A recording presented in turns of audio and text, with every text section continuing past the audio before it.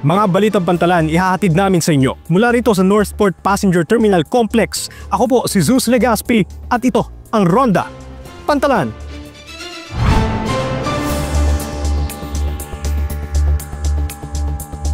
Pangulong Marcos, Transportation Secretary Dizon at pamunuan ng Philippine Ports Authority nag-inspeksyon sa Mandayen Port.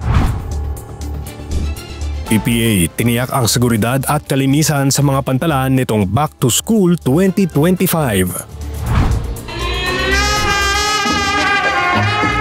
At panoorin ang pagpasyal ng ating galorkadang si Neil Tuazon sa Island of Fire, ang Siquijor.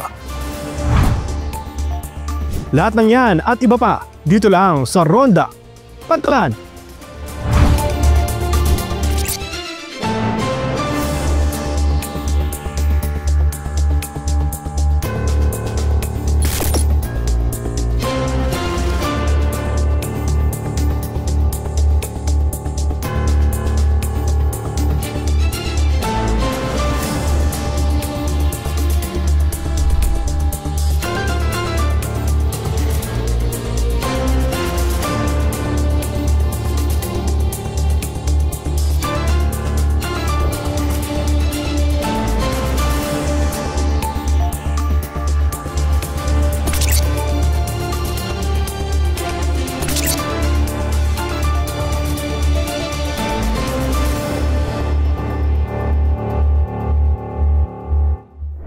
Mismo si Pangulong Ferdinand Marcos Jr. ang nag-inspeksyon sa Mandayehan Port sa Pasay, Samar na ginagawang alternatibong ruta ng mga truck at kargamento sa gitna ng pagpapataw ng weight limit ng DPWH sa San Juanico Bridge. Narito ang pagronda ni Jen Manalo. Umaga nitong Miyerkules, June 11, nang bisitahin ni Pangulong Ferdinand Marcos Jr. ang Mandayehan Port sa Pasay, Samar. Sa kabila ng panakanakang pag-ambon, nakuha pa rin ni Pangulong Marcos na kausapin ng mga truck driver na ang iba ay ilang araw nang nakapila at naghihintay na maituwid ang kanilang mga kargamento mula Samar patungong Leyte. Ang mahabang pila ng mga truck patungo sa Pantalan ay resulta ng load limit na ipinataw ng Department of Public Works and Highways sa San Juanico Bridge na nagdudugtong sa dalawang probinsya.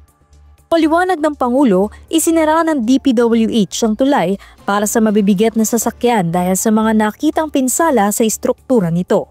Noong ine-inspeksyon yung tulay para titignan kung saan ang kailangan rehabilitate, ang daming nakita na delikado. At sinabi kaagad ng mga engineer, isara natin ito dahil babagsak ito pagka minalas tayo. Bilang tugon sa weight limit sa San Juanico Bridge, nagtalaga ng mga alternatibong ruta ang Philippine Ports Authority patawid ng Samar at Leyte. Sa mga nagdaang pagpupulong ay iminungkahi ang paggamit sa Mandayehan Port na isang maliit na fish port na pinamamahalaan ng Pasay LGU. Halos 30 minuto lang kasi ang layo nito via Roro mula sa Tacloban Port sa Leyte. Kasalukuyan ay operasyonal na ang Pantalan at nakakapag-accommodate ng isang landing craft tank. Ang ginagawa namin ay ang kapalit itong Roro na ganito. Ito pang 30 na truck. May dadating na pang 40 trucks, meron pang 50 trucks. Tapos itong rampang ito, dodoblehin natin, lalagay pa tayo doon ng isa pa. Para double, mga 500 trucks a day. Tapos mag-umpisa na tayo ng night navigation. Ibig sabihin kahit gabi, pwedeng tumawid. So that's our way of trying to mitigate the problem. Nakatakdang i-turn over ng LGU sa PPA ang Mandayehan Port para mas mapalawak at kayaning tumanggap ng mas maraming mga landing craft tank o LCT at Roro vessel. Ayon kay PPA General Manager Jason Tiago, 3 malalaking proyekto ang gagawin ng PPA sa nasabing Pantalan. Ito ang paglalagay ng navigational aids gaya ng mga boya, pagdredge o pagpapalalim sa daungan at mismong pagpapalawak sa pier. Matatandaang noong ika-8 ng Hunyo ay nauna nang nag-inspeksyon sa Mandayehan Port sina Transport Secretary Vince Dizon kasama si PPA GM Santiago kung saan siniguro ni Dizon sa mga trucker at port stakeholder na bibilisan nila ang pagtugon sa hamong dala ng weight limit sa San Juanico Bridge. Jel Manalo para sa PPA TV. Sa kaugnay na balita, handa ang mga Port Management Office ng Philippine Ports Authority na tumugon sa logistical challenges na bunga ng pagpapataw ng weight limit sa San Juanico Bridge. Kabilang na dyan ang mga PMO sa Surigao at Western at Central Visayas. Yan ang MV-1018, isang malaking landing craft tank o LCT na nagsimula ng bumiyahe mula Lipata Ferry Terminal sa Surigao patungong Port of Bulan sa Sorsogon nitong araw ng Kalayaan, June 12. Ang barko ay isang 7-lane vessel na may length overall na 85 meters. Kaya nitong magsakay ng hanggang 37 10-wheeler trucks at 5 6-wheeler vehicles. Ani Port Management Office o PMO Surigao, ito ang unang direct ro-ro ferry service na magkukonekta sa Mindanao at Luzon na malaking tulong para sa mas episyenteng pagbiyahe ng mga kargamento lalo na sa gitna ng weight limit na ipinataw sa San Juanico Bridge. Ang biyahe mula Surigao papuntang Sorsogon ay humigit kumulang 21 oras gamit ang LCT. Higit na mas mabilis kumpara sa pangkaraniwang ruta na daraan ng Samar at Leyte ngayong sarado na para sa mga truck ang San Juanico Bridge. Inaasahan na sa hinaharap ay magdaragdag pa ng vessel para makabiyahe ang mas maraming mga truck at kargamento gamit ang rutang ito. Sa Central Visayas naman, inihahanda na ng pamunuan ng PMO Negros Oriental Siquijor ang mga kinakailangan upang opisyal nang makapagsimula ang operasyon ng Port of Siaton sa Barangay Bonbonon, Siaton na isa sa mga nakikitang alternatibong ruta ng mga truck patungong Mindanao. Isinagawang inspeksyon sa pamumuno ni Acting Port Manager Ray Del Moro Jr. kasama ang presidente ng Negros Oriental Chamber of Commerce and Industry na si Edward Du, shipping line representative at iba pang mga port stakeholder. Mula sa dating daungan lamang ng mga fishing boat, ngayon ay tinuturing na ang Siaton Port bilang isang strategic na daanan upang matugunan ang patuloy na pagdami ng mga truck na bumabiyahe patungong Mindanao bunsod ng pansamantalang restriksyon sa San Juanico Bridge. Formal din nakipag-ugnayan ng PMO NOS sa Marina upang hilingin ang relaxation of shipping schedules para pahintulutan ang mga shipping line na makapagdagdag ng biyahe na lampas sa orihinal na inaprubahang schedule. We identified alternative ports for the Port of Dumaguete. Tandayag Port was one and also Siaton Port. There's an ongoing clearing operations at Siaton Port. The construction of this port was completed. It's being utilized by our fisher folks. Mga mangingisda po ang gumagamit ng ating Siaton Port given the prevailing circumstances that we have right now. Samantala, tuloy-tuloy ang koordinasyon ng PMO Western Leyte Biliran sa iba pang mga ahensya ng gobyerno sa Western Visayas para maibsan ang pagpapataw ng weight limit sa San Juanico Bridge. Ayon sa isinumuting report ng PMO noong mga unang araw ng Hunyo ay higit 100 mga truck pa ang na-stranded sa 5 holding areas sa Ormoc City. Bilang tugon ay nagkaroon ng pagpupulong ang mga kinatawan ng iba't ibang ahensya ng gobyerno kabilang ang PPA, Office of Civil Defense, Maritime Industry Authority at Philippine Coast Guard kung saan nakapagkasunduang magkaroon ng mas episyenteng ticketing system at mabigyang prioridad ang mga truck na naglalaman ng perishable goods gaya ng gulay at prutas. Siniguro ng pamunuan ng Philippine Ports Authority na handa ang mga pantalan nito sa inaasahang pagbagsa ng mga pasahero, bunsod na muling pambubukas ng mga paaralan para sa balik eskwela ngayong taon. May report si Paul Calayag. Ngayong Lunes, June 16, ay muling nagsimula ang klase sa mga paaralan sa bansa. Pero bago pa man ito ay nakahanda na ang Philippine Ports Authority na mag-accommodate sa mga pasaherong babalik mula sa kani-kanilang mga probinsya gamit ang mga pantalan.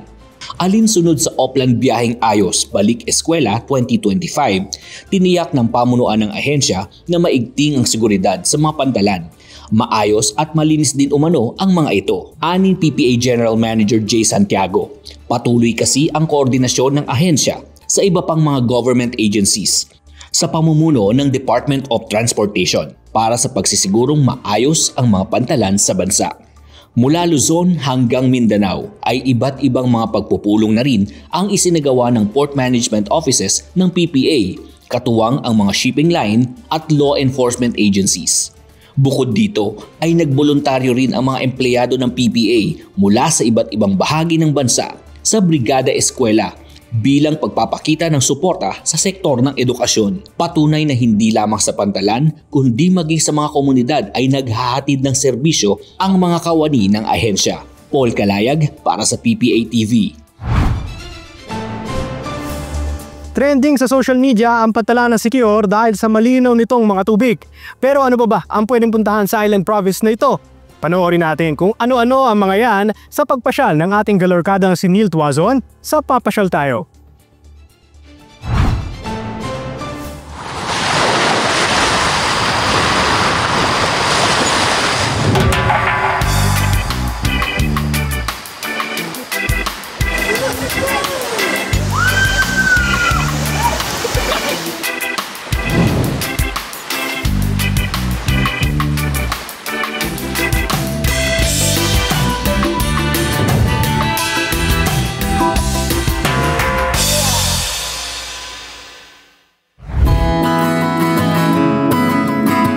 Mga kapasyal, hindi pwede ang nagkakalabuan sa destinasyon natin ngayong episode. Dahil para ma-appreciate mo ang ganda rito, dapat kasing linaw ng katubigang ito ang inyong puso at isipan. At syempre, dapat ready ka for an adventure that's one for the books.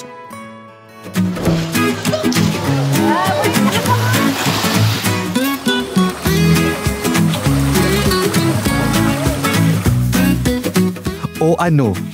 Gusto mo bang sumama?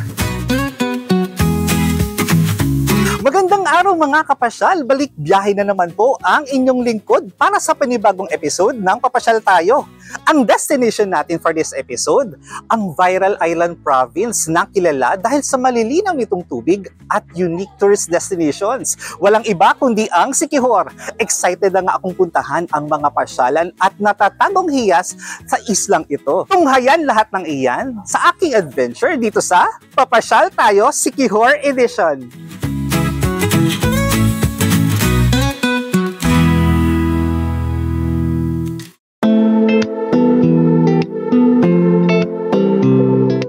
Ang island province ng Siquijor ay isa sa mga pinakamaliit na isla sa Central Visayas.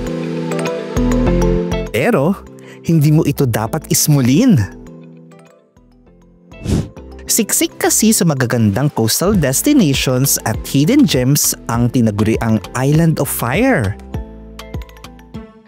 Ayon sa kwento, ang Siquijor ay tinawag ng mga mananakop na Espanyol bilang Isla de Fuego o Island of Fire dahil sa liwanag na hatid ng mga alitap-tap na nagniningning sa gabi.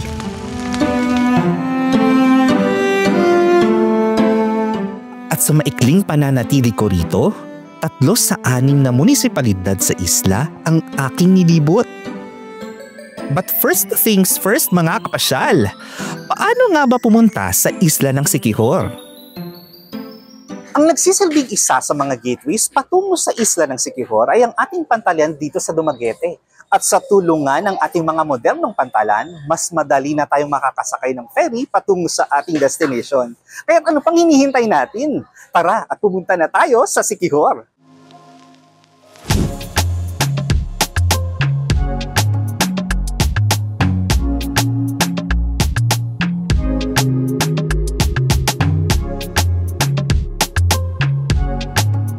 Sakay na tayo sa ating ferry papuntang Siquijor. Halos 2 oras din ang ating biyahe mula Dumaguete Port.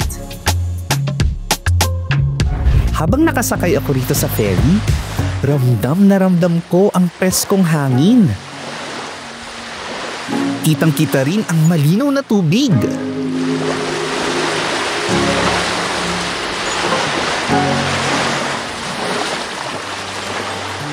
At narating na nga natin ang Port of Siquijor at dahil nandito na rin lamang tayo sa Siquijor Port, gawin na natin ang viral na Siquijor Port Trend.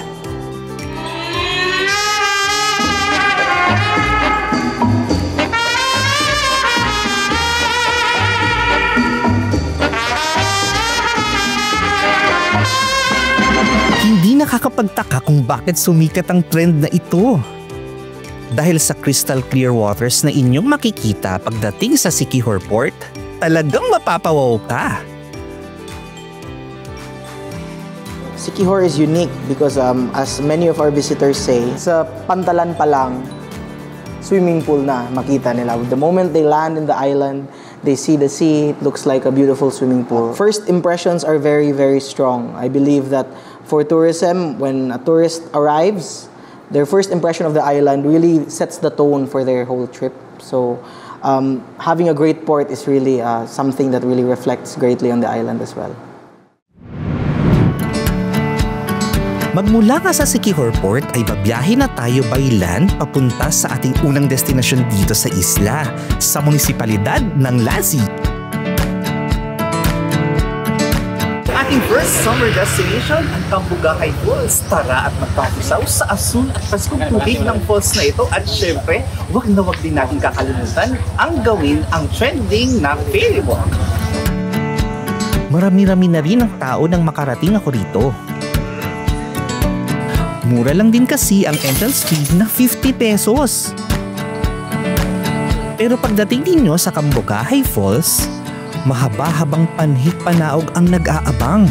Kaya dapat lang na magbaon ng matinding cardiovascular endurance mga kapasyal. Bago marating ang bukana ng falls ay kailangan nyo munang maglakad pababa sa series of steps na ito na approximately ay 100 steps. So sa mga kapasyal natin, paalala lamang no, na mag-ingat dahil minsan medyo madulas ang mga stairs na ito. Nakakahingal man ang lakarin,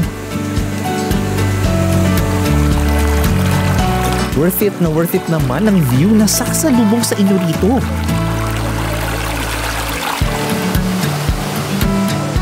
Bukod kasi sa paglalangoy sa asul na natural swimming pool, marami ring mga exciting activities na pwede mong gawin rito. Sa halagang 50 pesos, pwede kang mag-alaan Curtis dito sa ferry walk. Kung gusto mo naman ng mas extreme, 20 pesos lang dito sa rope swing. Chance mo na itong makonquer ang iyong fear of heights.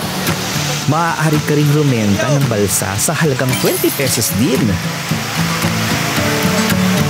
Bukas ang Cambugahay Falls mula alas 7 ng umaga hanggang alas 5 ng hapon. Marami pa tayong pwedeng puntahan dito sa munisipalidad ng Lasí mga kapasyal. Isa na dyan ang Lasí Church.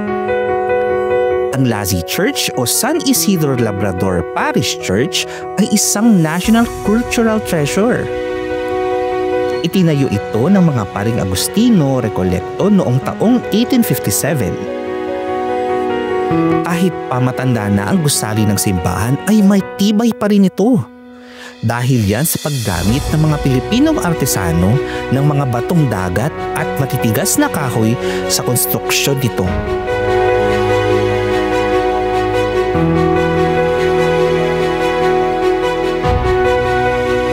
At matapos kong magnilay-nilay dito sa simbahan, ay ready na akong ituloy ang aking paglalakbay sa Siquijor.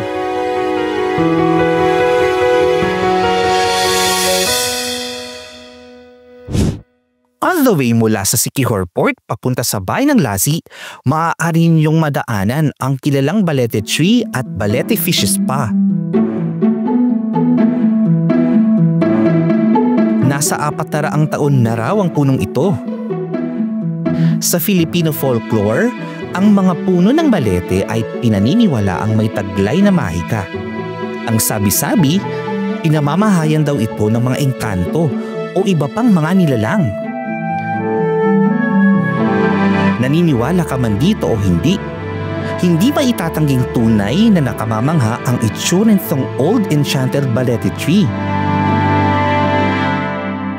Tawid munisipalidad naman tayo mga kapasyal dito sa Maria Siquijor. Ang ating next destination ay maaliwalas, presko, perfect din para mag-unwind muna at umiska po mula sa stress ng syudad. Ang Salagdoong Beach. Pero habang bumabiyahe tayo mula Lasí papuntang Salagdoong sa Maria, ay madadaanan natin ang Salagdoong Man-Made Forest. Ang mga nakatanim dito sa 200 ektaryang gubat na ito ay parang mga puno ng mulave. Bukod sa nakaka-relax tingnan habang naglo-long ride, malaki rin ang ginagampanan ng mga punong ito sa ecosystem ng lugar. Along the way ay nasaksihan ko rin ang isang makulay na parada. Sakto palang pagpunta ko rito sa Siquijor para sa Lubi Festival. Ang Lubi Festival ay isang pagdiriwang kung saan pinasasalamatan ang patron ng Maria na si Our Lady of Divine Providence para sa masaganang ani ng buko o tinatawag na lubi. Ipinagdiriwang ang piyestang ito tuwing May 21. At pagkatapos ng ating maikling biyahe mula Lazi, nakarating na tayo sa ating destinasyon. Next sa ating list ay ang Salagdoong Beach Resort. Ang must visit ang beach resort nito sa Siquijor Island dahil sa kanyang crystal clear waters, white sand at higit sa lahat sa mga rock formations na perfect for cliff diving. Sa mga kapasyal natin na naghahanap ng heart-pounding adventures, ito ang para sa inyo. Mura lang din ang entrance fee dito na 50 pesos plus 20 pesos kung meron kayong ipapark na sasakyan. Gaya ng katubigan sa Siquijor Port, malinaw din ang karagatan dito sa Salagdoong. Pero huwag kayong magpapalinlang. Mababaw mang tingnan ang karagatan, ay medyo may kalaliman din ito, kaya huwag kakalimutang mag-ingat mga kapasyal, lalo na kung tatalon kayo mula sa cliff diving spot. Mataas kaya yan? Bukas ang Salagdoong Beach mula alas 7 ng umaga hanggang alas 5 ng hapon. Papunta na nga tayo sa ating last destination dito sa Siquijor. Talagang hinabol ko ang pagpunta rito para masaksihan ang napakagandang sunset sa isla. Ang Paliton Beach sa bayan ng San Juan. Sikat ang Paliton Beach sa mga gusto lang mag-chill at mag-relax habang malapit sa karagatan.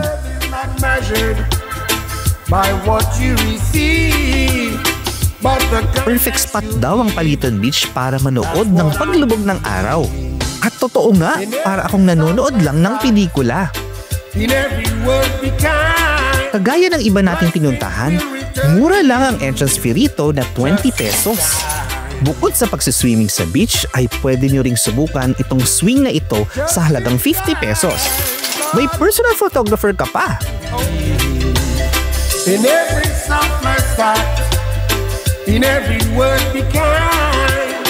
Bukas ang Paliton Beach mula alas 7 ng umaga hanggang alas 5 ng hapon. There you go mga kabiyahero! Dito nagtatapos ang pamamasyal natin sa isla ng Siquijor. Ilan lamang ang aming mga naitampok sa mga pasyalang pwede niyong puntahan dito. At sa tulong ng ating mga modernong pantalan gaya ng Port of Dumaguete at Port of Siquijor, hindi lang mas kumbinyente, komportable at enjoyable ang inyong mga biyahe. Mas marami na rin ang pwede niyong puntahan gaya ng Majestic Island of Siquijor. Hanggang sa susunod nating pamamasyal, dito lang sa Papasyal Tayo. Dahil dito, ikaw ang bida sa kwento ng biyahe mo. Paalam! In every summer spot, in every word be kind, blessings will return to you just in time.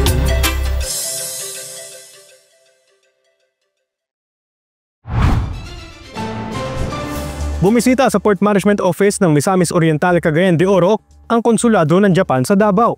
Kung bakit, alamin sa pagronda ni Cassandra Tocao. Bilang bahagi ng pagpapatibay ng matagal ng ugnayan sa pagitan ng Japan at Pilipinas, formal na bumisita ang mga kinatawan ng Consulate General ng Japan sa Davao sa Port Management Office ng Misamis Oriental, Cagayan de Oro.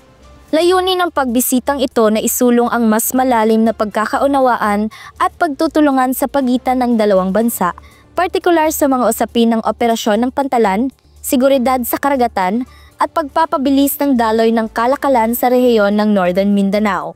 Sa pakikipagpulong ng delegasyon sa mga opisyal ng PMO, Tinalakay ang mga posibleng larangan ng kooperasyon na maaaring magsilbing tulay sa pagpapalakas ng sektor ng pantalan at maritime sa rehiyon. Bilang isa sa pinakamataong daungan sa Mindanao at pangunahing gateway ng rehiyon, mahalaga ang papel ng PMO Misamis Oriental Cagayan de Oro sa pagsuporta sa lokal at pandaigdigang kalakalan. Kinikilala ang Japan bilang isa sa mga pangunahing katuwang ng Pilipinas sa kalakalan, pamumuhunan at pagpapaunlad ng infrastruktura. Sa pamamagitan ng ganitong mga inisyatibo, inaasahan na lalo pang lalalim ang ugnayan ng Japan at Pilipinas sa pagpapalakas ng sektor ng pantalan at maritime sa rehiyon. Mula sa PMO-MOC, ako si Cassandra Tucal para sa PPA TV. Nitong araw nga na linggo ay pinagdiwang ang araw ng mga tatay. At iba't ibang mga pakulo ang ginawa ng mga Port Management Office ng Philippine Ports Authority para ipagdiwang ang araw ng mga haligi ng tahanan. Kung ano-ano mga ito, panoorin sa Balitang Pantalan ni Karen Ancheta. Nagtipon sa Northport Passenger Terminal Building ang mga lalaking empleyado ng Port Management Office NCR North nitong Biyernes, June 13. Dito kasi isinagawa ang isang maikling seremonya patungkol sa White Ribbon Campaign, isang pagkilos ng mga kalalakihan laban sa karahasan sa mga kababaihan. Sabay-sabay na pumirma ang mga lalaking empleyado ng PMO NCR North sa tarpaulin ng White Ribbon Campaign bilang simbolo ng kanilang pakikiisa rito. Pero lingid sa kanilang kaalaman, pagkatapos ng seremonya ay may sorpresang nag-aabang para sa kanila. Bilang selebrasyon sa Father's Day ngayong taon, sabay-sabay na sumampa sa MV Masikap ng To Go Group Incorporated ang mga kawani ng PMO. Mabuhay! Welcome aboard MV To Go Masikap! Kung saan sila ay sinalubong ng masiglang pagsayaw. Tinor din sila sa barko. Nagkaroon din ng munting salo-salo at mga performance act.